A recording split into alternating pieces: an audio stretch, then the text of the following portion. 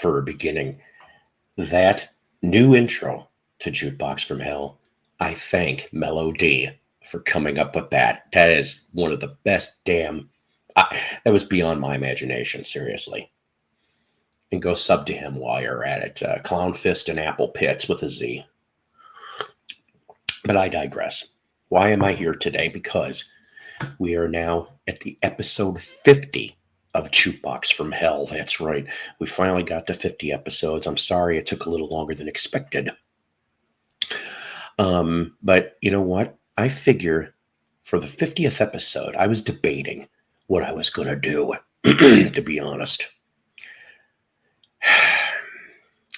And this was my decision. From July 1977, Harry Nilsson's Nilsson. Now, I did previously do a Jukebox from Hell. I did do a Jukebox from Hell involving the album Pussycats, which of course was produced by John Lennon in 1974. So here's the thing, though, about Jukebox from Hell. It's one of three criterias. It does not have to be all three. It's got to be at least one. Either it's an album that the critics hated, number two, the fans hated, or number three, it didn't chart, and why. And in this case, it's number three. And probably one of a handful of albums that pretty much shoulda, woulda, coulda been a hit if it wasn't for the ghost of Elvis Presley. We'll explain that in a minute. But record collecting standpoint, here's the front, here's the back. You do happen to have a nice lyric sleeves here. Yes, mine's a cutout. And then mine came in a plain white sleeve, but you're going to be looking at this, okay? Because in 1977, they reverted to the black label. So, Nilsson was Harry's 14th studio album, released in July 1977. I tried to pin a date on this, but we're leaning towards mid-July of 77, okay? And once again, there's going to be a reason for this. For the point here, his previous album was That's the Way It Is from June 1976. That album charted at 158 on the Billboard 200. Now, this was pretty much, I want to say, a comeback album, to be honest with you, okay? He wrecked his voice back in 74 in the middle of making Pussycats, all right? So he kind of wasn't back until this, and he's pretty up to form here, the old Harry. But then Elvis died August 16, 1977, and RCA, believe it or not, was going to fully promote this LP. They said, you know what, we love this thing. This is beautiful. We're gonna gear up the promotion and throw it out there. And then Elvis died, and it changed all that. It was so bad as far as for that part was concerned that all the other RCA artists were pushed in regards to promotion. They pushed it down, the promotion or the making of certain albums, because they kept cranking up Elvis records. And especially considering that in June you had, of 77, you had the album Moody Blue. So they were cranking out those. That was the top priority for RCA Records. This gets lost in the shuffle. That's why it gets considered for Jukebox from Hell. The Ghost of Elvis stomped on this album. You heard me right. So let me tell you here, I went song by song. All right. Track one, All I Think About Is You. A beautiful masterpiece to start this album. This should have been released as an easy listening single. I think he would have got a hit. Now, it was released in the UK and US, but it didn't chart, which is a shame. It just is a damn shame. Track two, I never thought I'd get this lonely.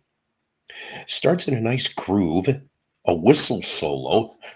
This is my notes, and nice crazy background at times. Bottom hungry for your loving, thirsting for your wet indeed. What a strange but fun ending. A, a wonderful a wonderful song about the passing of life. Sometimes I can't even read my own damn writing.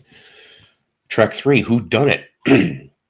Now this one was a fun one. Okay, it's got a slight coconut feel to it. One of his previous hits. You know the hit. It's a classic Clue-like murder song. I know that's crazy. If you have never heard this, after you see this, go listen to it on YouTube. In fact, I want you to listen to the whole album on YouTube. But is he the killer or is he the only survivor? Who done it? Track 4, Lean on Me. Not the Bill Withers song. What a beautiful orchestrated love song. Love is an island of emotion. That is for sure. Track 5, Going Down, starts out with a little yodel about a man drowning, but asked how far down is he going? The answer is, well, going down. Track 6, Old Bones. Physical health and mental health will pass each other in different directions on the same road at the same time. The way he comes up with these lyrics, it's very thoughtful and makes you think, very profound. Track 7, Sweet Surrender, starts out a little like She's Gone from Hall & Oates. I could have seen this as a single. Sweet Surrender, warm and tender. Track 8, Blanket for a Sail. Tasty acoustic guitar work to start this off. Okay, now some of you people will say that I'm crazy. Well, you know I'm crazy, but I could really have seen this song. I could see this song on the Popeye soundtrack, which of course Harry would be involved in 81. All right. But this would have fit right in, I think, due to the boat and the ocean references, you see. Track 9, Laughing Man. The first thing I thought was, why wasn't this utilized in the Joker movie with Joaquin Phoenix? Even the end credits, that would have been a great tune to play. And then we close this off with track 10, Perfect Day. For some, this will be very familiar if you've watched Better Call Saul. God, what a beautiful, breathtaking song. A perfect way to end a perfect day. So, afterwards to this, in 1979, he would record his last full album while he was alive, called Flash Harry. It would be released on Mercury Records in 1980. That didn't chart either, and not released in the US till the August 2013 CD issue.